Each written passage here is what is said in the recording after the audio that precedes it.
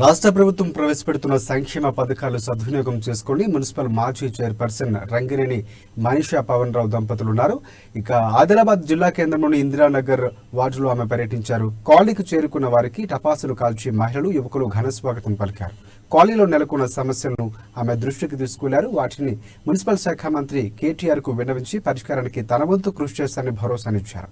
అలాగే ప్రభుత్వం అందిస్తున్న పథకాలు సద్వినియోగం చేసుకోవాలని సూచించారు.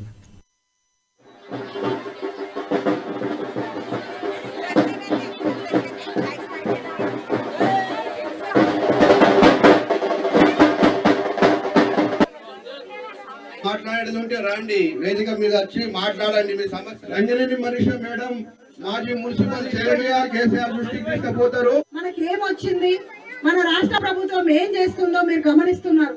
ఒక్కటేసారి అందరికి రావాలంటే రావు. దయచేసి ఇక్కడ రాని వాళ్ళు కూడా ఉన్నారు.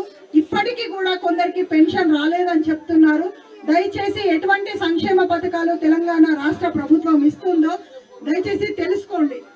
2000 పెన్షన్ ప్రతి ఒక్కరికి కూడా ఈ రోజు వృద్ధాప్య పెన్షన్ గానీ, విడో పెన్షన్ గానీ 57 సంవత్సరాలకే ఈ రోజు తెలంగాణ రాష్ట్ర ప్రభుత్వం పెన్షన్ ఇస్తుంది. టిఆర్ఎస్ పార్టీనే బీఆర్ఎస్ పార్టీగా ముఖ్యమంత్రి కేసీఆర్ గారు తెలంగాణ రాష్ట్ర ప్రభుత్వ సీఎంఏ కాదు, ఈ రోజు దేశ ప్రధానిగా కూడా ఖచ్చితంగా మన